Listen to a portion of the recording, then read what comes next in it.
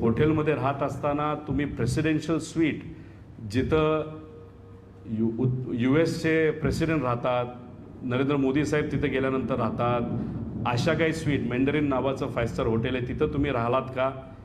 मग जो काही जेवण तुम्ही दिलं ते जेवण देत असताना सोन्याचा चमचा, सोन्याचं ताट याच्यामध्ये तुम्हाला वाढण्यात आलं होतं का? आणि ते जेवण झाल्यानंतर सोन्याचा चमचा तुम्हाला परत भारतात घेऊन येण्यासाठी तुम्हाला परवानगी दिली होती का? कारण का दिवसाला जर 60 लाख खर्च तिथं होत असेल या 5 लोकांवर मंत्री नसताना, आणि बैठका काय झाल्या तर त्याच्यातून काही तसं कॉन्क्रीट आपल्याला मिळालं नाही, छोट्या छोट्या अधिकाऱ्यांना ते तिथं भेटले. त्यामुळे असा खर्च तिथं केला जातो. आणि हे दौसे नावाची व्यक्ती तिथं का गेली आणि एवढ्या मोठ्या प्रमाणात जर खर्च होत असेल, आणि या बाजूला आपण ज्या काही सरळ भरती आणि सरकारी भरतीमध्ये हजार रुपये हे गरीब पोरांकडनं आईचं मंगळसूत्र विकून तिथं जर गोळा केले जात असतील आणि तिथं पैसे नाहीत असं तुम्ही बोलता, आणि अशा पद्धतीने तुम्ही दिवसाला 60-70 लाख रुपये खर्च करता. आम्ही MIDCला याबद्दलची अजून माहिती मागितली आहे की खर्च कसा झाला, जेवणाला काय खर्च झाला, जेवणामध्ये असे काही खेकडे आले होते का जे कोणालाच भेटत नाहीत पण त्यांना ते भेटले आणि त्याचा एका खेकड्याचा खर्च हा 10 लाख रुपये होता. अशा काही माहिती आम्ही तिथं विचारलेलं आहे. आणि याचा फायदा आपल्या राज्य सरकारला युवांना कसा झाला या बाबतीतली माहिती, जी माहिती आमच्या कानावर आलेली आहे याच्यामध्ये असं कळतंय की तिथं भारतीय आणि महाराष्ट्राचा एक व्यक्ती काम करतो ज्याला डायरेक्ट पेमेंट हे दिलं गेलं.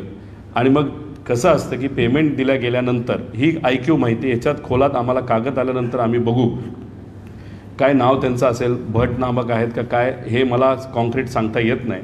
त्यांना पैसे दिले जातात, पैसे दिल्यानंतर खर्च हा राज्य सरकार म्हणजे गरिबाच्या पैशावर हा खर्च केला जातो. आणि तिथं कॅशमध्ये काही डॉलर नाही तर त्यांची लोकल करन्सी दिली जाते, तिचं शॉपिंग केलं जातं, नाही तर तो खर्च परत भारतामध्ये दिला जातो. ह्याला आपण सायपनिंग ऑफ पैसे असं म्हणलं जातं. हे झालं आहे का याच्यामध्ये शहानिशा ही आपल्या सर्वांना तिथं करावी लागेल. आता आम्ही ही माहिती मागेल असं अनेक लोकांना वाटतसुद्धा नव्हतं.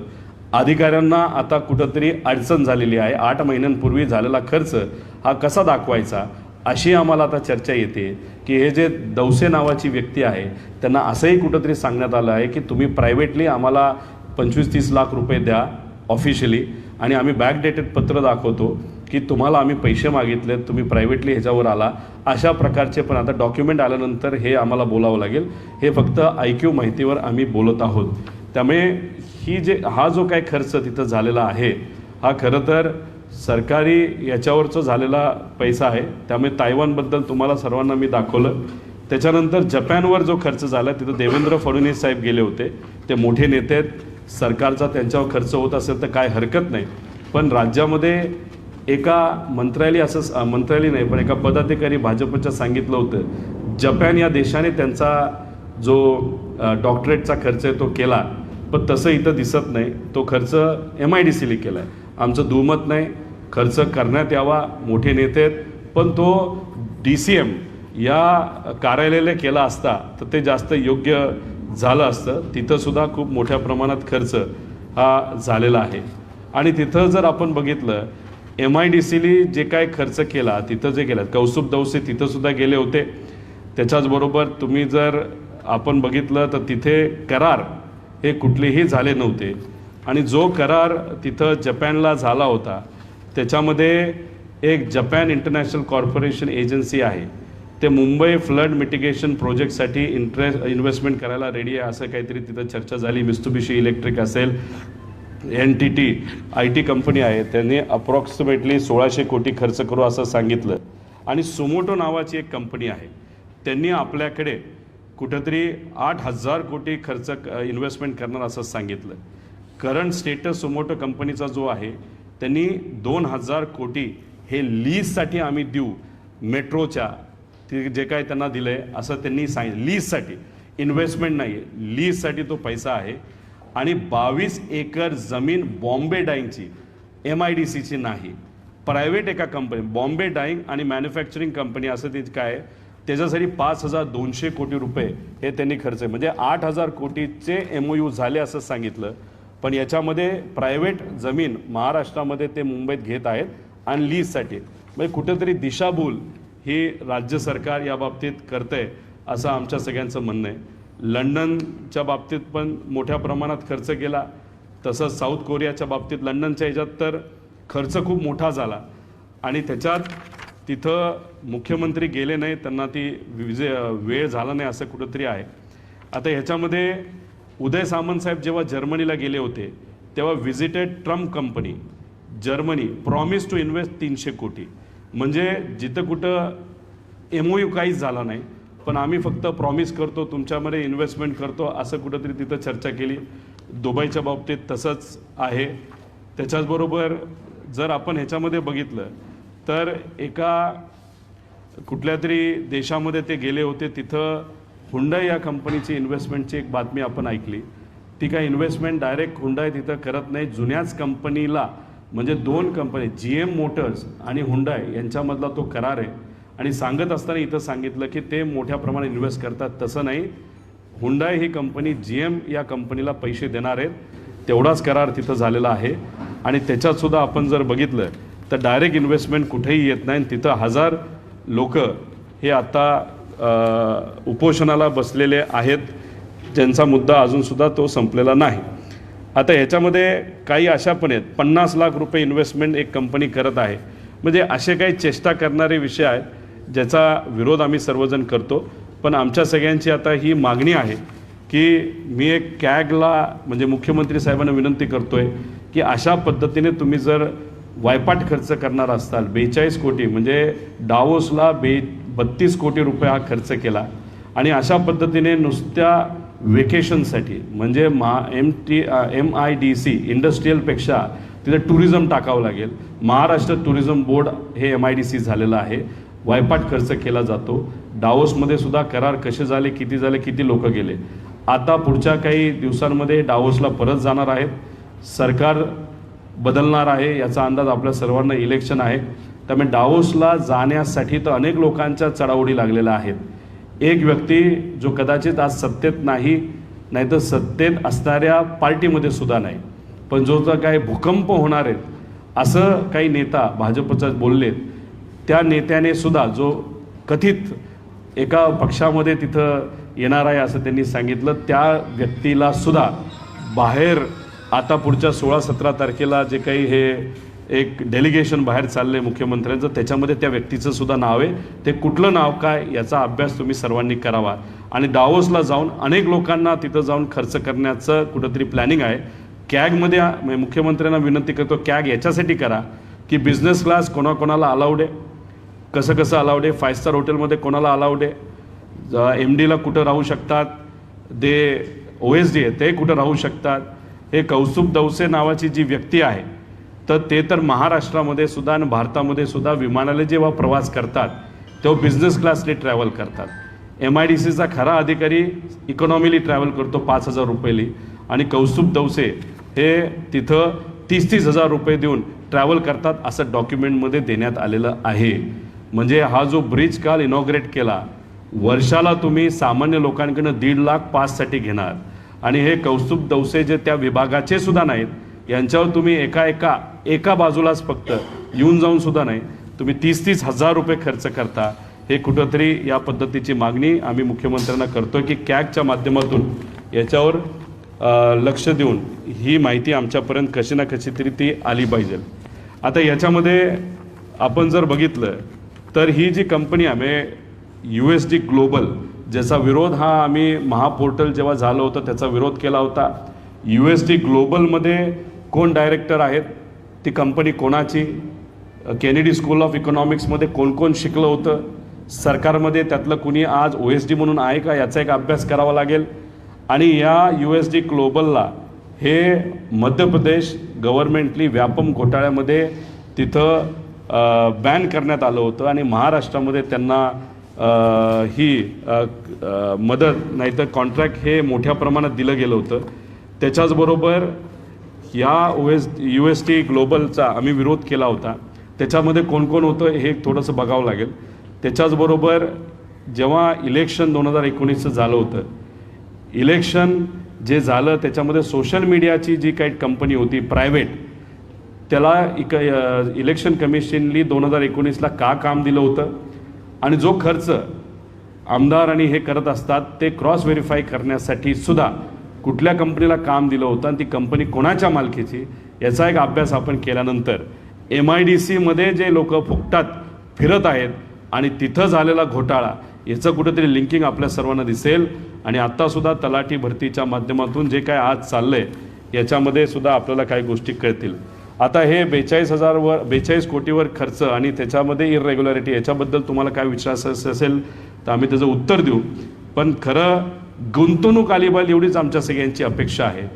कालच्या संध्याकाळी तुम्ही जर एक बातमी गुजरातची बघितली त्याच्यामध्ये काय सांगण्यात आलं होतं की त्याच्यात सांगितलं होतं 26 लाख कोटी रुपयाची इन्व्हेस्टमेंट ही गुजरातमध्ये काल MOUच्या माध्यमातून तिथं फायनल झालेली आहे. 26 लाख कोटी.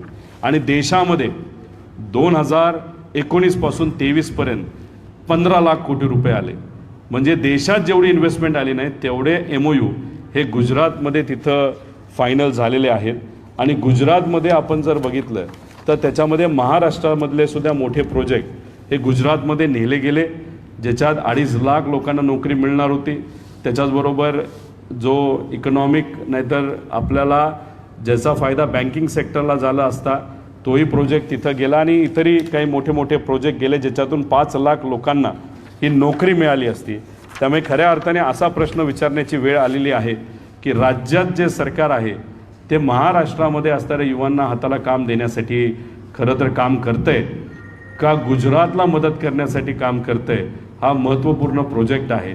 आणि तुम्ही जर या देशातल्या जे काय फायनान्स मिनिस्टर आहेत त्यांनी काय वक्तव्य केलं तर त्यांनी वक्तव्य केलं तर काही वर्षांनंतर भारतामध्ये जर कुठलं इंजिन हे विकासाचं असेल नाही तर कोण तिथं विकासामध्ये सगळ्यात अग्रेसर असेल तर ते गुजरात स्टेट असेल असं त्यांनी तिथं सांगितलं.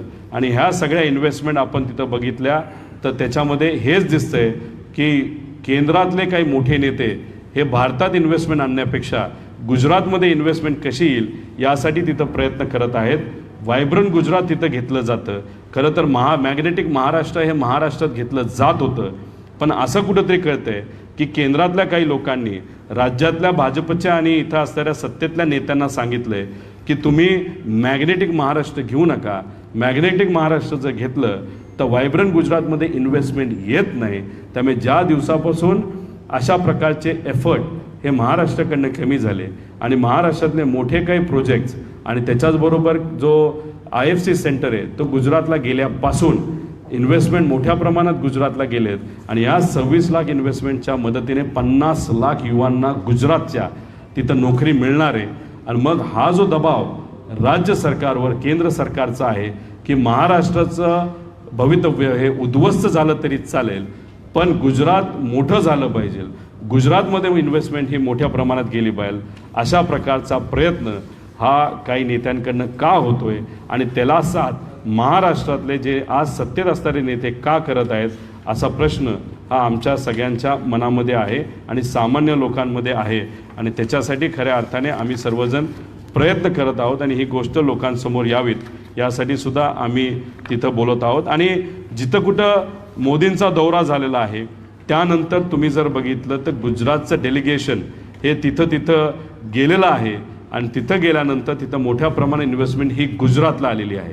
आणि आमचे महाशय मंत्री महोदय अधिकारी जेव्हा भारतामध्ये एखादं समेट असतं गुजरातमध्ये तिथं एक इलेक्ट्रॉनिक्सचं समेट झालं जिथं मोठ्या मोठ्या कंपन्या आल्या होत्या ज्याच्यामध्ये इलेक्ट्रॉनिक्सच्या कंपन्या होत्या तिथं महाराष्ट्रातले नेते कुणीही गेले नाहीत. पण त्या लोकांना भेटण्यासाठी तायवानला मात्र हे लोक जातात. तर असे काही प्रश्न आहेत. डिफेन्सचे जे काही प्रोजेक्ट्स आहेत त्यासाठी आपले महाशय हे गुजरातला तिथं गेलेले नाहीत जिथं सगळ्या कंपनी येतात. मग महाराष्ट्राच्या बाबतीत आपण का एवढं उदासीन आहोत? छोट्या छोट्या राज्यांमध्ये 40-40 हजार कोटीची इन्व्हेस्टमेंट जाते, कर्नाटकात इन्व्हेस्टमेंट जाते, तमिळनाडूमध्ये इन्व्हेस्टमेंट जाते, मुंबईमध्ये उत्तर प्रदेशचे मुख्यमंत्री इथं शो करतात इन्व्हेस्टमेंटचा, ममता दिदी येतात, तसंच इतरही राज्याचे नेते येतात आणि आपण दुसरीकडे कुठंच जात नाही. मग मुद्दामून महाराष्ट्रामध्ये इन्व्हेस्टमेंट येऊ नये यासाठी आपण सर्वजण प्रयत्न करत आहोत का? आणि मग अशा प्रकारचं लेटर कॅगच्या माध्यमातून ह्या सगळ्या गोष्टींची एन्क्वायरी जे काही पर्यटन झालेलं आहे शासकीय पैशावर, MIDCच्या पैशावर. याची कॅगच्या माध्यमातून एन्क्वायरी व्हावी असं मुख्यमंत्री महोदयांना आम्ही पत्र देणार आहोत. दुसरं पत्र आम्ही जे दिलेलं आहे त्याचाही रिप्लाय आम्ही वाट बघत आहोत की हे कसा खर्च झालेला आहे, आणि हे पत्र मुख्यमंत्री कार्यालयामध्ये आम्ही देऊ. त्यानंतर त्याच्यावर काय कारवाई होती बघतो. आणि ती जर कारवाई मुख्यमंत्री महोदयांकडून नाही झाली तर सेंट्रल व्हिजिलन्स एजन्सीकडे सुद्धा आम्ही पत्र देणार आहोत. आणि ते जर काही झालं नाही तर मग इथं जे आपले करप्शन या राज्यामध्ये होतं का नाही याच्यासाठी जे विविध डिपार्टमेंट आहेत आपल्या महाराष्ट्रामध्ये त्याच्याकडनं आम्ही पत्र देऊन त्याबद्दलची एन्क्वायरी करण्यासाठी प्रयत्न आणि हे करणार आहोत. कारण आमच्या सगळ्यांचं मत आहे की महाराष्ट्रात इन्व्हेस्टमेंट ही आली पाहिजे आणि त्यासाठी हे जे वायपाट खर्च चालला आहे तो कुठंतरी थांबला पाहिजे. यासाठी आम्ही सर्वजण प्रयत्न करणार आहोत असं ह्या MIDCच्या ओव्हरऑल या सगळ्या अभ्यासानंतर आम्हाला कुठंतरी जाणवलं आहे. अधिकचे पेपर आल्यानंतर याच्याबद्दल आम्ही नक्कीच आपल्या सर्वांना सांगू. आणि तसंच तलाठी भरतीच्या बाबतीत बोलायचं झालं तर तलाठी भरतीमध्ये सुद्धा जर बघितलं तर सातत्याने आम्ही म्हणत होतो, जी मुलं आम्हाला सांगत होती की कुठंतरी भ्रष्टाचार झाला आहे, अर्थकारण तिथं कुठंतरी झालेलं आहे, एका पदाला पैसे घेतलेले आहेत.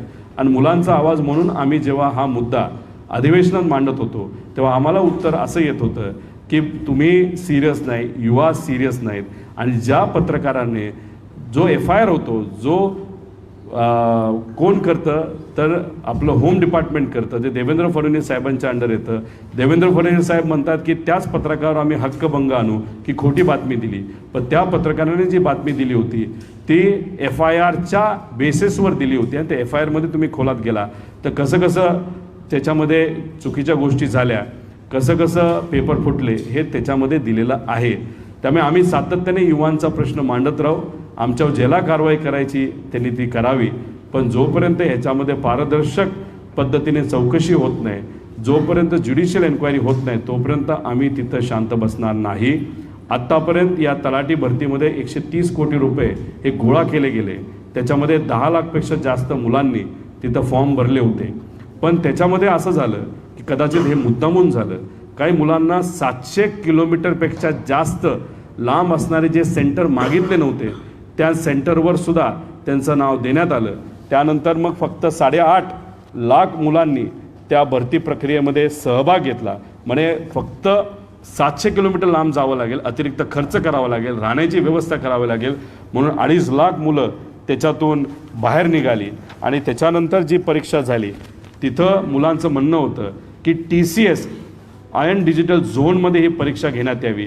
पण तसं न घेता त्यांनी काही खोल्यांमध्ये घेतली, काही बंगल्यांमध्ये घेतली, काही अशा ठिकाणी घेतली जिथं CCTV कॅमेरा नव्हता, जिथं कुठेही मेटल डिटेक्टर नव्हते. आणि मग तिथं मुलांचं म्हणणं आलं की तिथं चोरी झाली, तिथं काही प्रमाणात चुकीच्या गोष्टी झाल्या.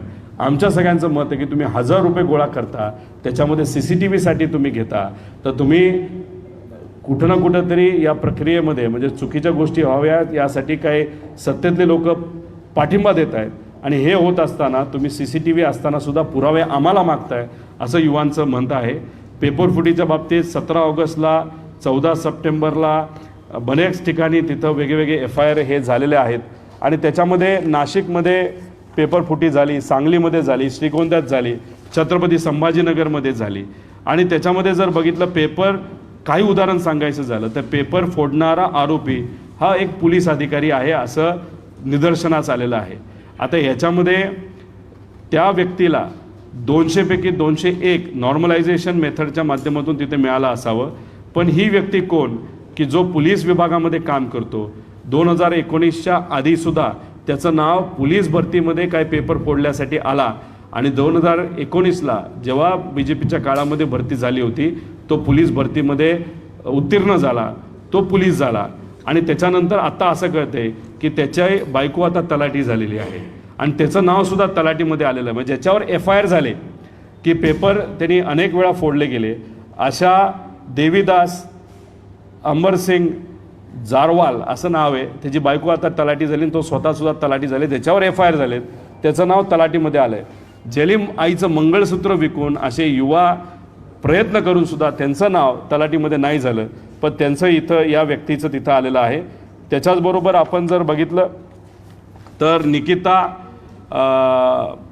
निकालात काही अपात्रता आलेली आहे, त्याच्यामध्ये नॉर्मलायझेशन आहे, त्याच्यामध्ये 200पैकी 200 काय हरकत नाही, पण नॉर्मलायझेशन प्रक्रिया काय, प्रोसेस काय, त्याच्यामध्ये जर आपण टेक्निकली खोलात गेलो त्याच्यामध्ये तफावत आलेली आहे. त्यामुळे ह्याच्यामध्ये कुठं ना कुठं ते तिथं लक्षात नाही तर खोलात जाऊन आपल्याला बघावं लागेल. वन भरतीमध्ये ज्या व्यक्तीला 54 मार्क आले त्याला तलाठी भरतीमध्ये 214 मार्क आले. त्याच्यावरही काही युवांनी आक्षेप घेतलेला आहे. FIR अनेक झालेले आहेत, त्याचा अभ्यास राज्य सरकारने केलेला नाही, तो करावा असं आमच्या सगळ्यांचं मत आहे. एकच कुटुंबातले विद्यार्थ्यांना सारखे मार्क मिळाले आणि ते उत्तीर्ण झालेले आहेत. त्याच्याचबरोबर आपण जर बघितलं तर काही अधिकारी असे आहेत की जे TCSमध्ये काम करतात आणि त्यांच्या कुटुंबातील लोक हे आता तलाठी झालेले आहेत. आणि याच्याबद्दल जर तुम्ही खोलात गेला तर अनेक FIR आपल्याला मिळतील आणि अनेक चांगल्या पत्रकारांनी त्याच्यामध्ये कव्हरिंग केलेलं आहे. मागे गेला तर FIRची कॉपीसुद्धा आम्ही जोडलेली आहे. आता ह्याच्या व्यतिरिक्त अजून पुरावे आम्ही काय द्यायचे, ह्याच्यामध्ये 1000 रुपये तुम्ही का घेतात, CCTV कॅमेरासाठी चोरी होऊ नये म्हणून सुद्धा. तिथं तुम्ही जे मोबाईल रिसेप्शन असतं ते बंद व्हावं यासाठी सुद्धा तुम्ही पैसे घेतले, पण तिथं मोबाईल चालू होते, त्याच्यामध्ये मास कॉपी झाली. आणि ह्या सगळ्या होत असताना या गरीब मुलांचं काय आहे आणि त्या गरीब मुलांना तुम्ही म्हणताय की पुरावे द्या, आमच्यावर तुम्हाला कारवाई करायची असेल तर तुम्ही मोकळे आहात, आमच्यावर तुम्ही कारवाई करा. पण गरीब मुलींच्या भवितव्यावर जर तिथं काही चुकीच्या गोष्टी होत असतील तर त्याच्या खोलामध्ये जाण्याची जबाबदारी ही राज्य सरकारची आहे. त्यामुळे एक असं पूर्वी जी IT कंपनी आहे त्याच्यामध्ये घोटाळा ज्या व्यक्तीने केला, आजसुद्धा ती व्यक्ती कदाचित एखाद्या मोठ्या मंत्र्याच्या ऑफिसमध्ये OSD म्हणून काम करते, त्याला तुम्ही पाठबळ देता. महाविकास आघाडी सरकार आल्यानंतर ही व्यक्ती भारताच्या बाहेर गेली होती, भारतात कुठेही ती दिसली नाही. बरं, हे सरकार आल्यानंतर परत ती दिसायला लागली आणि परत हे सरकार आल्यानंतर तलाठी भरतीसह इतरही सगळ्या गोष्टींमध्ये पेपरफुटीपासून सगळ्या गोष्टी झालेल्या आहेत. त्यामुळे कुठंतरी या गरीब मुलांच्या भवितव्यावर काही लोक चुकीच्या पद्धतीने पैसा कमवत आहेत. त्याचा आक्षेप आम्ही सर्वजण घेतो, त्याचा विरोध करतो, त्याचा निषेध करतो. आणि फक्त तलाठी भरतीमध्ये हे झालं आहे असं नाही, पेपर हे इतर ठिकाणी सुद्धा फुटलेले आहेत, महाज्योतीचे पेपर फुटलेले आहेत. पण या बाबतीत सरकार सिरियस नाही. आणि आम्ही जेव्हा म्हणतो पेपरफुटीचा कायदा तुम्ही आणा, 800 किलोमीटर चालून आम्ही हा मुद्दा मांडतो इतर मुद्द्यांबरोबर, तेव्हा आम्हाला सांगण्यात येतं की आम्ही एक कमिटी फॉर्म केली, अभ्यास कमिटी. आता 3 महिने ही अभ्यास कमिटी काम करत असताना, अभ्यास करत असताना या 3 महिन्यात ज्या भरत्या होतील त्याच्यात भ्रष्टाचार होणार आहेत, त्याच्यात पेपरफुटी होणार आहे, त्याला जबाबदार कोण? अशा प्रकारचे अनेक प्रश्न हे आम्ही सर्वजण इथं आपल्या माध्यमातून मांडतो. आणि ह्या ज्या काही गोष्टी चाललेल्या आहेत ज्याच्यामध्ये भ्रष्टाचार चालू आहे आणि गरीब कुटुंबातल्या मुलांवर आज अन्याय तिथं होत आहे. आणि जे काही गरीब कुटुंब त्यांची जमीन विकून आईचं मंगळसूत्र विकून जिथून कुठून पैसा गोळा होईल ते पैसा गोळा करून भवितव्य आपलं चांगलं व्हावं यासाठी शासकीय नोकरीमध्ये प्रयत्न करत आहेत, त्यांच्यावर तुम्ही अन्याय करत आहात. आणि राज्य सरकारमध्ये इन्व्हेस्टमेंट आणण्याऐवजी ती इन्व्हेस्टमेंट तुम्ही कुठेतरी गुजरातला पाठवत आहेत. त्यामुळे प्रायव्हेट संस्थेच्या मदतीने सुद्धा युवांना हाताला काम देण्याची तुमची जबाबदारी असताना तुम्ही आज तिथं दुर्लक्ष करत आहात. सेमीकंडक्टरचे मोठे मोठे प्रोजेक्ट आपल्या राज्यात न येता छोट्या राज्यात चालले आहेत. सेमीकंडक्टरचे समेत जेव्हा आपल्या देशात होतात, गुजरातला होतात, आपल्याकडनं एक व्यक्तीसुद्धा तिथं जात नाही. आणि त्याच सेमीकंडक्टर कंपनीला भेटण्यासाठी तायवानला जाऊन तुम्ही 1.5 कोटी 2-2 कोटी खर्च करता आणि 5 स्टार हॉटेलवर खर्च करता आणि इथं गरीब मुलांवर तुम्ही अन्याय करता. आणि ज्या काही गाड्या असतात वर्षभराच्या पासेसला तुम्ही 1.5 लाख घेता आणि एका बाजूला फक्त प्रवास करण्यासाठी तुम्ही जर 10-10 लाख रुपये फर्स्ट क्लासचं तिकीट काढण्यासाठी अशा व्यक्तीला ज्याचं आणि MIDCचं काही नातं नाही, देशात सुद्धा तो बिझनेस क्लासली फिरतो. आणि अशा गोष्टी होत असताना आमचं साफ मत आहे की MIDCमध्ये असणाऱ्या लोकांचं कुठेही या गोष्टीकडे लक्ष नाही. आणि या राज्यामध्ये उत्मात पैशाचा, या सरकारी यंत्रणेच्या पैशाचा आणि सामान्य लोकांच्या टॅक्स मनीचा हा उत्माद मोठ्या प्रमाणात होतोय असं आमच्या सगळ्यांचं मत आहे. त्यामुळे हे 2 मुद्दे, MIDCचा मुद्दा, त्याच्याचबरोबर तलाठी भरतीचा मुद्दा आणि इथं होणारं करप्शन, याच्यावर आज ही प्रेस कॉन्फरन्स आम्ही सर्वांनी घेतलेली आहे. याच्यात जर तुम्हाला काही प्रश्न असतील, मुद्दे असतील तर तुम्ही नक्की याच्यावर विचारू शकता. आणि हे जे काही पुरावे आहेत ज्याला कोणाला पाहिजे असतील म्हणजे तलाठी भरतीच्या बाबतीत सुद्धा आम्ही देऊ आणि हे जे MIDC आहे त्याच्याबद्दल सुद्धा देऊ.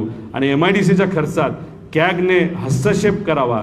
500 कोटी रुपये हे ST म्हणजे स्टेट ट्रान्सपोर्टचे जे बस स्टॉप्स आहेत त्या बस स्टॉपला अस्थिरीकरण करण्यासाठी MIDCचा 500 कोटीचा निधी हा वापरला जात आहे. काय हरकत नाही वापरला जात असेल, पण MIDC ज्याच्यासाठी बनली त्यासाठी जर MIDC काम करत नसेल, त्यांच्याकडे असणारा पैसा जर तुम्ही दुसरीकडे नेत असाल याच्यावर सुद्धा आम्ही आक्षेप घेतो.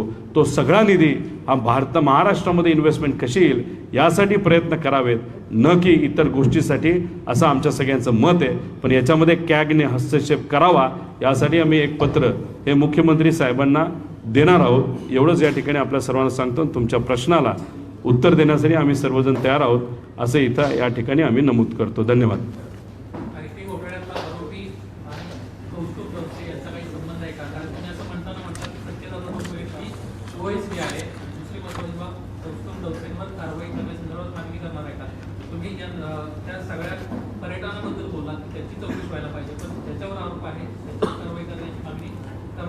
एक तर जो काय वायपाट खर्च हा MIDCच्या माध्यमातून झालेला आहे त्याच्यात कुठलीही हायरार्की न बघता कोणालाही बिझनेस क्लासली नेलेला आहे, कोणालाही मोठ्या 5 स्टार हॉटेलमध्ये राहायला त्याची चौकशी आम्ही करणार आहोत. कारण आमचं सगळ्यांचं मत आहे की तुम्ही जाऊन तिथं कुठेही MOU झालं नाही. 50-50 लाख रुपयाचे MOU केलेत, म्हणजे चेष्टाच केली आहे ना. तर मग याच्यात खोलात जाऊन कुठेतरी माहिती ही घ्यावी लागेल.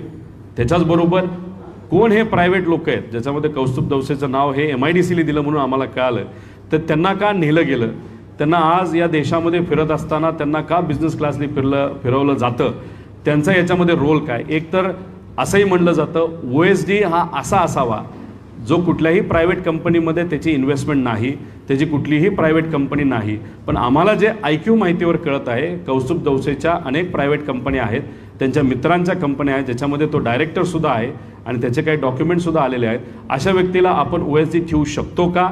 आणि जे काही केनेडी स्कूल ऑफ इकॉनॉमिक्समध्ये कौस्तुभ दवसे हे शिकलेत असं आम्हाला कळतं. तिथं असणारा त्याचा मित्र हा तिथं शिकलेला, त्याचीच ती UST ग्लोबल ज्याच्यामध्ये महा IT घोटाळा हा या महाराष्ट्रामध्ये झालेला, त्याच्यामध्ये सुद्धा 30 लाख मुलामुलींकडनं पैसे गोळा केले होते. त्या पैशाचं काय झालं याच्यावर महाविकास आघाडीमध्ये आम्ही अनेक बैठका घेतला, त्याच्यावर काही प्रमाणात कारवाई ही होत होती, पण नंतर त्याच्याबद्दल काहीच झालं नाही.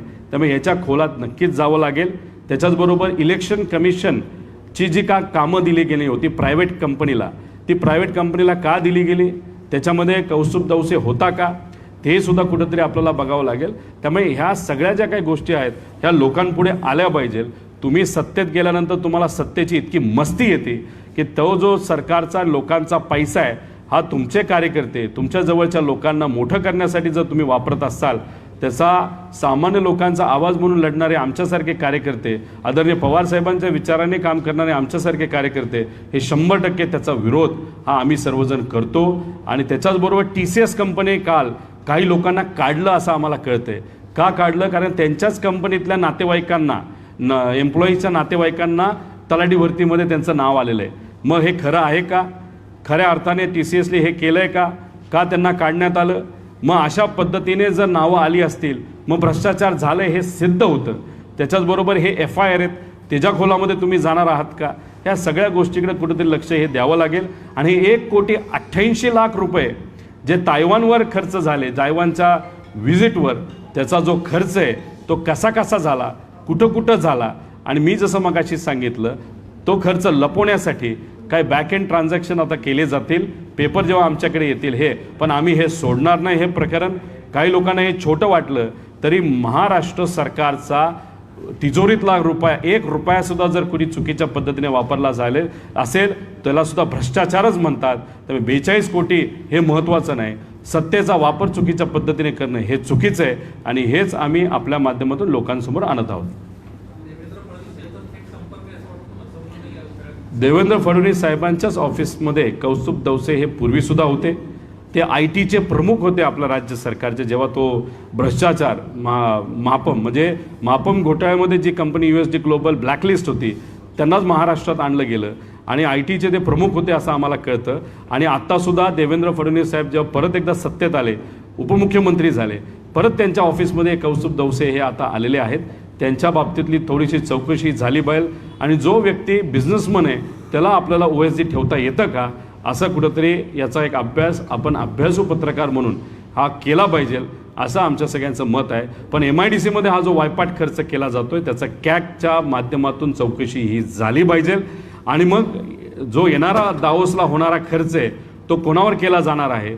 आणि जर तुम्ही त्याच्या खोलात गेला, असे लोक आहेत जे शिंदे गटामध्ये प्रवेश करणार आहेत दुसऱ्या पक्षातून, जो बॉम्बस्फोट म्हणत आहेत ना राजकीय भूकंप, तर त्याचंही नाव आता येणाऱ्या ह्याच्यामध्ये घेतलं गेलं आहे. असं नाव आम्हाला कळालं नाही, पण पुढच्या काही दिवसांमध्ये नाही आम्हाला कळालेलं आहे. एवढं सांगतो, काँग्रेस पक्षाचे ते नेते आहेत असं आम्हाला कळतं आहे, पण कोण आहेत याचाही आम्हाला काही अजून नाव कळालेलं नाही. पण येत्या काळामध्ये 4 दिवसानंतर जेव्हा बॉम्ब ब्लास्ट होईल राजकीय, तेव्हा आपल्याला कळेल की ते नाव कुठलं होतं.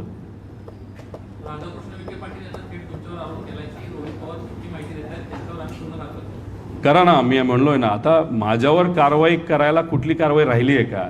आज देशामध्ये ज्या ज्या संस्था आहेत त्या सगळ्या माझ्यावर आता कारवाई करत आहेत. का? युवांची भूमिका घेतोय, महाराष्ट्र धर्माची भूमिका घेतोय, महाराष्ट्राच्या लोकांची भूमिका घेतोय. आदरणीय पवारसाहेबांबरोबर निष्ठेने तिथं आम्ही थांबलेलो आहोत, त्याच्यावर आम्हाला कारवाई केली. लोकांचं मुलांचं जे मत आहे ते फक्त आम्ही मांडलं. म्हणून आमच्यावर जर तुम्ही कारवाई करणार आहात तर बिंदास तुम्ही कारवाई करा. पण जे FIR झालेले आहेत, जे मुद्दे आम्ही मांडलेले आहेत, ज्या लोकांची नावं आली आहेत, काही पोलीस कर्मचारीसुद्धा याच्यामध्ये इन्वॉल्ड आहेत, TCS कंपनीचे कर्मचारी आहेत, त्याच्याचबरोबर काही इतरही लोक आहेत की जे याच्यामध्ये तलाठी भरतीमध्ये आलेले आहेत. नॉर्मलायझेशन मेथड काय आहे, कसं केलं गेलं, त्याच्यात काय पुरावे आहेत. त्याच्याचबरोबर काही नातेवाईक, जे जवळचे नातेवाईक आहेत, त्यांना सेम मार्क कसे पडले, याच्यात कुठं ते खोलात गेल्यानंतरच तुम्ही माझ्यावर कारवाई करा. नाही तर आधी करायची असेल तर करा, पण आम्ही हा मुद्दा मांडणार नाही. कारण तुम्ही अशा मुलांच्या भवितव्याबरोबर खेळत आहात की आज त्यांच्या घरी खाण्यासाठी सुद्धा पैसे नाहीत. अशा लोकांकडनं तुम्ही लुटमार करत आहात आणि हे आम्ही या स्वाभिमानी महाराष्ट्रामध्ये होऊन देणार नाही.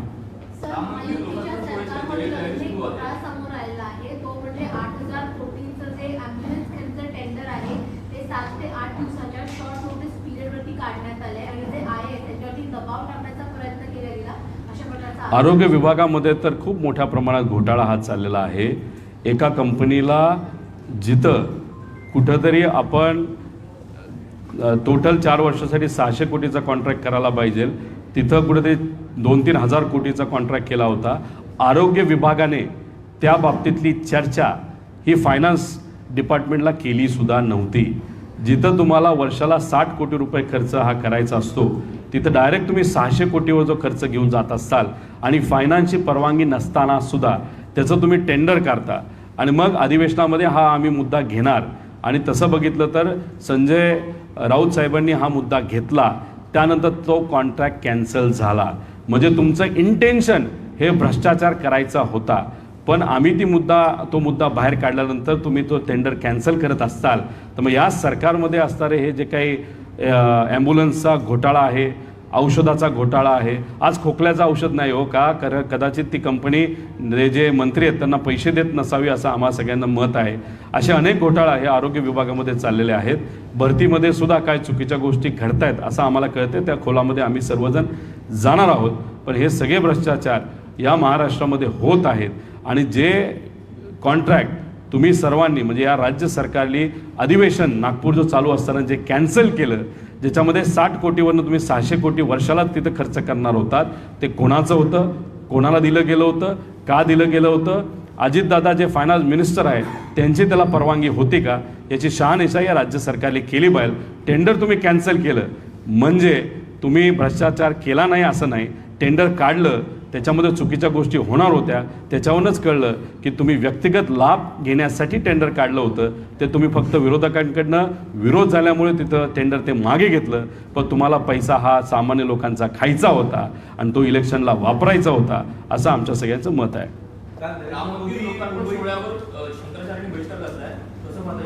नाही, आता ह्याच्यामध्ये MIDC इन्व्हेस्टमेंट, व्हायब्रंट गुजरात, तिथं होणारी इन्व्हेस्टमेंट, आपल्याकडनं गेलेले प्रोजेक्ट, जे काही इतर गोष्टी आहेत, नाही तर तलाठी भरती, तिथं होणारा भ्रष्टाचार, याच्यावर आपल्या सगळ्यांचे प्रश्न संपलेत असं आम्ही समजू का? नारायण राणेंनी व्हायब्रंट गुजरात कार्यक्रमात तिथं असं म्हटलं की गुजरात सोडून इतर राज्यांनी धडा घ्यायला हवा, कशा पद्धतीने काम करायचं आहे. चांगले नारायण राणे साहेबांनी असं बोललं असेल तर कुणी थांबवलं आहे महाराष्ट्राच्या नेत्यांना? महाराष्ट्रातले जे काही इंडस्ट्री मिनिस्टर आहेत त्यांना कुणी थांबवलं आहे का? MIDC तुम्ही थांबवता, काही काही मतदारसंघामध्ये MIDC होता तर राजकीय द्वेषातून तुम्ही थांबवता. त्याच्याचबरोबर तुम्ही बाहेर जेव्हा जाता तेव्हा नुसतं स्वित्झर्लंड बघून येता, लंडन फिरून येता, तुम्ही तायवानला जाता, तुम्ही तिकडे जाता, म्हणजे तुम्ही तिथं जाऊन नुसतं वेकेशन करताय का? तो खर्च तुम्ही केला, त्याच्याबरोबर तुमचं काय वेगळं मंत्र्याचं नाही पण इतर लोकांचं काय प्रायव्हेट आहे का? अशा आमच्या सगळ्यांचे प्रश्न आहेत. अहो महाराष्ट्राचेच प्रोजेक्ट तिथं गेलेत ना. तुम्ही डायमंडचा प्रोजेक्ट महाराष्ट्राचा तिथं गेला, बुलेट ट्रेनची महाराष्ट्राला काही जरूरत नाही, लाखभर कोटी रुपयाचं लोन आपण उगाच तिथं घेतोय. आता ह्या सगळे आणि देशातले देशाचे फायनान्स मिनिस्टर काय नाव सीतारमण मॅडम, त्यांनी काय सांगितलं आहे? येत्या काळामध्ये गुजरातच ड्रायव्हिंग फोर्स राहणार आहे, गुजरातच या देशाचं इंजिन राहणार आहे. बॉस, ते इंजिन महाराष्ट्र नेहमी राहिलेलं आहे, पूर्वीसुद्धा, आजसुद्धा, उद्यासुद्धा. तुम्ही कितीही प्रयत्न केले महाराष्ट्रातले प्रोजेक्ट तिथे घेऊन जाण्यासाठी, आम्ही थोडी शांत बसणार आहे. आणि हा जो खरा चेहरा आहे या राज्य सरकारचा, 2014ला भाजपचं सरकार इथं आल्यापासूनच महाराष्ट्राची खऱ्या अर्थाने विकासाला कुठंतरी गती कमी झालेली आहे.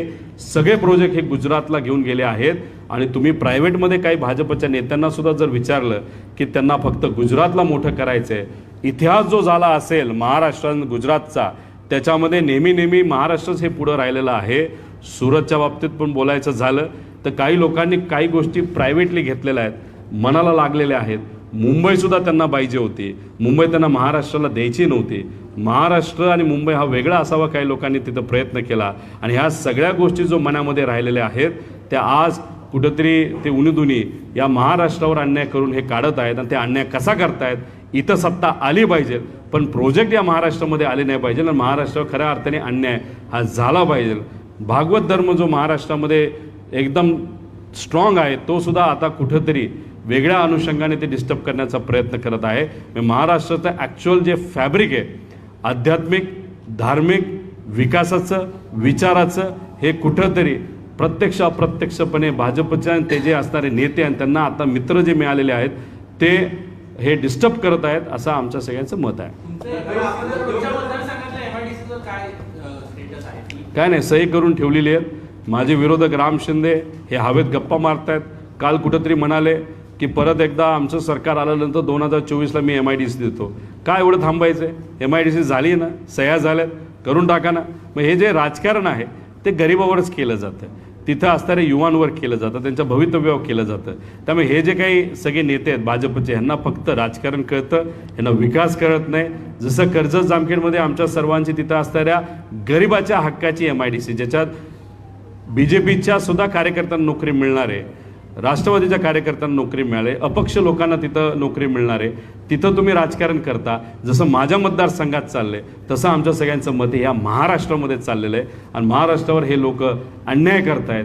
कुठंतरी तिथं चुकीच्या गोष्टी या महाराष्ट्रामध्ये चालल्यात, त्याचा विरोध हा आम्ही सर्वजण करतो. भंडारा आणि गोंदिया लोकसभेची जागा काँग्रेसला तुमच्या माध्यमातून सोडण्यात येणार आहे याची चर्चा आहे आणि तुम्ही ती जागा लढण्यास इच्छुक नाही याची प्रतिक्रिया देखील काही वेळापूर्वी व्हिडिओवर येते. आमच्या सगळ्यांचं एकच मत आहे की जे काही या देशामध्ये चाललेलं आहे, संविधानाला पायाखाली काही नेते नाही तर काही पक्ष नाही तर काही ताकदी हे तुडवत आहेत आणि आम्ही त्याचा विरोध करतो. आमच्या सगळ्यांचं मत आहे सामान्य लोकांना न्याय मिळाला पाहिजे, संविधानाच्या विचारानेच आपण काम केलं पाहिजे. आणि हे काम करत असताना जर एखादं सीट हे आम्हाला मागे घ्यायला लागलं तरी ते आम्ही मागे घ्यायला तयार आहोत. त्यालाच तर महाविकास आघाडी आपण म्हणतो. आम्ही ते मागे घेत आहोत का हे मला सांगता येणार नाही का त्या प्रक्रियेमध्ये मी आत्ता तरी नाही, आमचे सगळे मोठे नेते आहेत. पण एकच सांगतो, आम्ही दुसऱ्या पक्षाला कापण्यासाठी बसलेलो नाही. आज महायुतीचे जर आपण बघितलं तर त्याच्यात अनेक असे काही खासदार आहेत जे 13पैकी काही 8 खासदार आहेत ते म्हणतात भाजपच्या चिन्हावर आम्हाला लढायचं आहे. आणि जे काय अजितदादा मित्रमंडळाच्या बाबतीत बोलायलाच नको तिथं काय चाललंय, तर अशा परिस्थितीमध्ये भाजपच्याच तिकिटावर मेजॉरिटी लोक त्यांच्याकडे निवडतील आणि भाजप हे दुसऱ्या पक्षाला कापायला बसले. आम्ही कुठलं एखादं सीट नाही तर एखादा मतदारसंघ जर कुठल्या दुसऱ्या मित्रपक्षाला सोडत असेल त्याच्यावरूनच कळतं की आम्ही जो विचार करतो हा समावेशक विचार करतो. आम्ही सगळ्या पक्षांचा विचार करतो, संविधानाचा करतो. एखादं पाऊल मागे टाकायचं झालं तरी आम्ही टाकायला तयार आहोत. राम मंदिराच्या उद्घाटनाप्रसंगी त्या 4 शंकराचार्यांनी बहिष्कार टाकलाय. त्यावर नारायण राणेंनी आता टीका करताना म्हटलंय की या 4 जणांचं, या शंकराचार्यांचं राम मंदिरासाठी योगदान आहे, असं वक्तव्य इकडे कसं बघतो? आता म्हणजे आश्चर्य झालं. शंकराचार्यांचं जे सगळे महंत आहेत त्यांचं धर्माप्रती काय काम आहे, नाही तर काय परिश्रम आहेत, हे खरं तर नारायण राणे तिथं जर विचारत असतील तर ही आश्चर्याची गोष्ट आहे. आता धर्म अध्यात्म आपल्या सर्वांचा तो व्यक्तिगत विषय असतो. मी स्वतः राम मंदिराला पूर्वी जाऊन आलो आहे, तिथं मी नतमस्तक झालेलो आहे, पण तो माझा व्यक्तिगत विषय, मी त्याचं राजकारण करत नाही. पण आज तिथं जेव्हा एखादा राजकीय कार्यक्रम घेतला जात असेल, तिथं जे इतरही मान्यवर आहेत, जे धार्मिक मान्यवर आहेत, तिथं त्यांना बोलवलं जात नसेल, त्यांच्या हातून तिथं जर पूजा केली जात नसेल आणि त्यांच्यामध्ये जर संभ्रम तिथं निर्माण केला जात असेल, नाही तर त्यांचं सगळ्यांचंच मत, जे धार्मिक क्षेत्रामध्ये काम करणारे सर्व महंत आहेत त्यांचं जर मत असेल की ह्याच्यात राजकारण केलं जातं, तो त्यांचा विषय आहे. आता ह्याच्यावर जर राजकीय उत्तर प्रत्युत्तर केलं जात असेल तर मला असं वाटतं की धर्मामध्ये परत एकदा राजकारण हे आणलं गेलं आणि त्याच्यात जर कुणी भाजपच्या नेत्यांवर, धार्मिक गुरूंनी सुद्धा आक्षेप घेतला, नाही तर प्रक्रियेवर घेतला, मंदिर पूर्ण नसताना सुद्धा जर तिथं पूजा केली जात असेल, लोकसभेचं इलेक्शन डोळ्यासमोर ठेवून, आणि त्याच्यावर जर धार्मिक गुरु जर बोलत असेल आणि त्याच्यावर जर भाजपचे नेते बोलत असतील, याच्यावरूनच समजून घ्या की धर्मामध्ये एवढं मोठ्या प्रमाणात राजकारण केलं गेलं आहे आणि हे राजकारण धर्मामध्ये नसावं असं आमच्या सगळ्यांचं व्यक्तिगत मत आहे. असं राजकारण कुणी करू नये असं सुद्धा आमच्या सगळ्यांचं मत आहे. नाही ते शेवट बोलू. आता दुसरा याच्याबद्दल कुठला मुद्दा आहे का?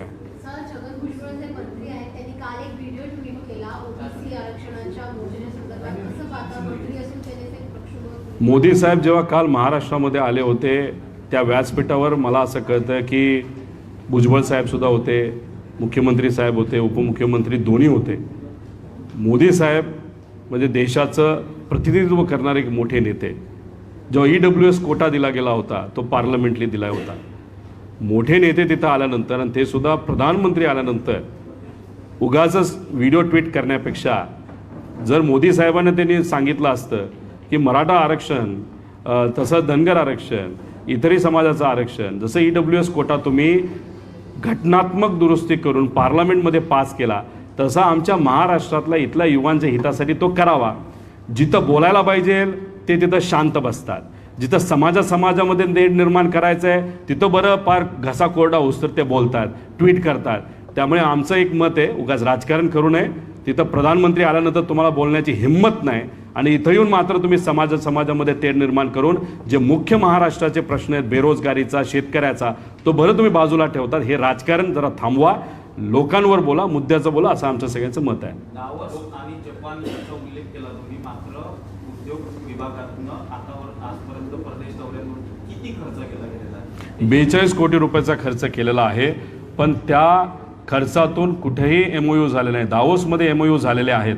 दावोसमध्ये तर मज्जा या लोकांनी अशी केलेली आहे, काही महाराष्ट्रामध्ये रजिस्टर झालेल्या कंपनी त्यांच्या मालकांना दावोसला हे घेऊन गेले आणि तिथं जाऊन, चंद्रपूरला एक आहे, नागपूरला आहे, त्यांचा तिथं करार केला. आणि त्याच्यामध्ये एक तर कंपनी अशी आहे की चंद्रपूरला का कुठेतरी एक पेट्रोकेमिकल नाही, पण एक माझा कोळसा का कशाचा तरी, नाहीतर गॅस, नॅचरल गॅसचा कुठला तरी एक प्रोजेक्ट आहे. त्या कंपनीचं भांडवल 3 कोटी रुपये आणि त्या 3 कोटी रुपये कंपनीला भांडवल असणाऱ्या कंपनीला किती रुपयाचा MOU झाला? 20,000 कोटी रुपयाचा. विदर्भातल्या म्हणजे महाराष्ट्रात लोकांचं तर दिशाभूल केलीच, पण विदर्भातल्या लोकांना सुद्धा दिशाभूल केली. 3 कोटीचं भांडवल असलेल्या व्यक्तीला, नाही तर कंपनीला, ती सुद्धा 7 महिन्यापूर्वी स्थापन झालेल्या कंपनीला तुम्ही 20,000 कोटीचा MOU केला. अरे सामान्य लोकांना, निवांना तुम्ही एवढं खुळं समजलंय का? अशा पद्धतीचे ते सगळे दावोसचे सगळे कागदपत्रे, त्या खोलात मी गेलो नाही, पण त्यात खोलात जायचं झालं तर एक वेगळी पत्रकार परिषद 2-5 तासाची आपल्याला घ्यावी लागेल. लोकशाही मराठी वृत्तवाहिनीवर बंदीचे आदेश आलेले आहेत. कसं पाहता एकंदर या बंदीकडे? लोकशाही जी आहे देशाची स्वतः स्तंभ आहे वृत्तवाहिनी म्हणजे मीडिया, एकंदर कसं पाहता एकंदर या बंदीकडे? लोकशाही दाबण्याचा तो प्रकार आहे. एखादा चॅनल जर एखादी बातमी तिथं देत असेल, नाही तर सरकारच्या विरोधात बोलत असेल, तो अख्खाच चॅनल तुम्ही महिनाभर बंद करता. त्याचा अर्थ की मीडियाला सुद्धा ह्यांनी सोडलेलं नाही. फक्त लोकशाही काय, NDTV पासून अनेक तुम्ही प्रकार तिथं बघितलं, मिश्रा सोयत मिश्राचं तुझं तिथं बघितलं, त्याच्यावर तसाच अन्याय झाला. का? तर केंद्र सरकार आणि सत्तेत असणाऱ्या लोकांच्या विरोधात ते बोलत होते. आम्ही सुद्धा बोलायला लागल्यानंतर आमच्यासुद्धा कारवाई झाली. त्यामुळे तुमच्यात आमच्यात काही फरक नाही.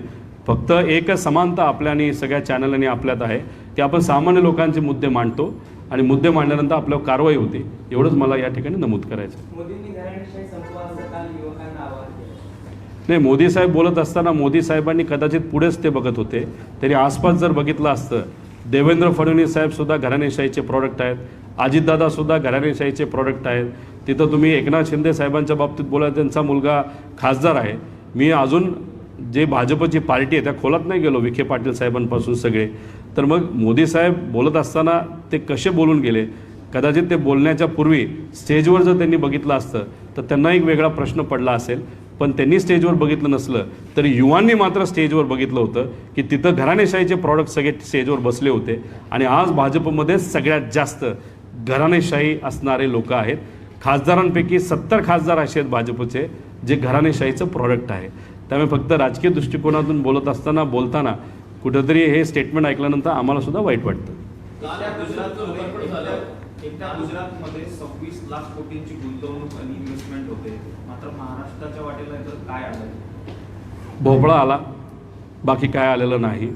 मी तुम्हाला सांगतो, आज वर्षाला 15 लाख मुलं ग्रॅज्युएट करून महाराष्ट्रातून बाहेर निघतात. आज त्यांना हाताला काम नाही, प्रोजेक्ट महाराष्ट्रामध्ये येत नाहीत. जसं डावोसमध्ये या सरकारने जे करार केले 20,000 कोटीचं, तुम्हाला सांगितलं ते येणारच नाही प्रोजेक्ट तो. आणि काही करार तर असे आहेत की जसं मी तुम्हाला सांगितलं की जपानला जाऊन का कुठंतरी एक सुमोतो नावाच्या कंपनीबरोबर करार केला, त्याच्यामध्ये बॉम्बे डाईंगची जमीन 5,000 कोटीला घेतली आणि ह्यांनी दाखवलं की ती इन्व्हेस्टमेंट आली. आणि ती इन्व्हेस्टमेंट कशासाठी आली तुझं बघा ना, मशिनरीसाठी आली का कशासाठी? तिथं ते रिअल इस्टेट डेव्हलप करणं, त्यासाठी तो पैसा आला. त्यामुळे हे दिशाभूल ते करत आहेत. कुठलाही नेता ह्या रोजगारावर बोलत नाही, त्याच्यावर काम करत नाही, नुसता हवेतल्या गोष्टी चाललेल्या आहेत. गुजरातला मात्र 26 लाख कोटीची इन्व्हेस्टमेंट केली जाते. मग गुजरात नेहमी त्यांनी प्रयत्न केला आहे गुजरातने की महाराष्ट्राला मागे टाकायचा. आणि असंच जर चालत राहिलं तर महाराष्ट्र मागे पडू शकतो, पण तो पडून देणार नाही आम्ही सर्वजण, आणि महाराष्ट्राचे लोकसुद्धा पडून देणार नाही. असा आमच्या सगळ्यांचा हा अस्मितेचा विषय झाला आहे. कालच्या कार्यक्रमात नरेंद्र मोदी यांचं तोंडभरून कौतुक अजित पवार यांच्याकडनं करण्यात आलं. खरं तर जेव्हा ते विरोधी पक्ष नेता होते, पुण्यामध्ये एक कार्यक्रम झाला होता. तिथं राज्यपालांवर आदरणीय अजितदादांनी विरोधी पक्ष नेता असताना, म्हणजे भाजपबरोबर गेले नव्हते तेव्हा ज्या पद्धतीचं वक्तव्य केलं अग्रेसिव्ह, ते अजितदादा आम्ही बघितलेले आहेत आणि त्या अजितदादांचे फॅन आम्ही सर्वजण आहोत. पण कालचं भाषण सत्तेत गेल्यानंतर आपण जेव्हा बघितलं तर कुठंतरी 4 शब्द कुणीतरी लिहून दिले आणि ते शब्द वाचले असं कुठंतरी आम्हाला सगळ्यांना वाटतं. ते कसे वाचले, वेळेचा अभाव असावा, मला काय बोलायचं नाही. पण पूर्वीचे अजितदादा आणि आजच्या अजितदादामध्ये कुठं ना कुठंतरी फरक हा आपल्या सगळ्यांना जाणवतो. कालसुद्धा आपण जर बघितलं, जी रॅली काढण्यात आली होती, प्रधानमंत्री साहेब पुढे होते, एका बाजूला एकनाथ शिंदे साहेब होते, दुसऱ्या बाजूला देवेंद्र फडणवीस साहेब जे उपमुख्यमंत्री आहेत. टेक्निकली दोन्ही उपमुख्यमंत्री समान पदाचे आहेत. आणि मग दादा हे भाजपचे जे प्रदेशाध्यक्ष आहेत त्यांच्याबरोबर तिथं उभे होते. मी खरं तर ती फ्रेम बघण्याचा प्रयत्न करतो, दादा का दिसत नाहीत. नंतर फार खोलात गेल्यानंतर दादा कुठेतरी मागे उभे राहिलेले आम्ही सर्वांनी बघितले. खरं तर ह्या ज्या काही गोष्टी आहेत, एक पुतण्या म्हणून, एक त्यांचा चाहता, जो पूर्वी त्यांच्या स्टाईलचा चाहता म्हणून, अशा आमच्या सगळ्यांना कुठंतरी त्या गोष्टीचं वाईट वाटतं. काल तुम्ही बघितलं मंदिरामध्ये सुद्धा जेव्हा स्वच्छता ही आदरणीय मोदी साहेबांच्या माध्यमातून चालू होती, त्या फोटो फ्रेममध्ये मुख्यमंत्री साहेब साफसफाई करताना दिसले नाही, उपमुख्यमंत्री साहेब दिसले नाही, कुणी दिसलं नाही. त्याच्याचबरोबर एक फोटो, खूप सुंदर असा फोटो, म्हणजे तो ब्रिज खूप सुंदर दिसतोय, त्याच्यावर मोदी साहेबांचा एक फोटो खूप चांगला आलेला आहे. पण ते एकटेच दिसतात, बाकी कुणीच त्याच्यामध्ये दिसत नाहीत. आणि त्याच्याचबरोबर अटल नाव हे दिलं गेलं. आदर आहे अटल बिहारी वाजपेयींचा, आम्हाला खूप चांगले मोठे नेते होते, त्यांचा फोटो तिथं कुठं आम्हाला दिसला नाही. आणि आमच्या सगळ्यांचं एक मत आहे की तिथं गडकरी साहेबांना बोलवायला पाहिजे होतं. का त्यांना बोलवलं गेलं नाही हे थोडंसं कुठंतरी आपल्याला बघावं लागेल. कारण गडकरी साहेब हे विकास पुरुष आहेत. या देशामध्ये सगळ्यात मोठे प्रोजेक्ट रोडचे जर कुणी केले असतील तर ते गडकरी साहेबांनी केलेत. आणि काल ते व्यासपीठावर नव्हते, कुठंतरी उणीव त्यांची तिथं जाणवत होती, असं आमच्या सगळ्यांचं मत आहे. बस, कोणाचं काय नाही ना. आभारी आहे आपण सर्वजण आलात. जर नाश्त्याची सोय केली. आभार.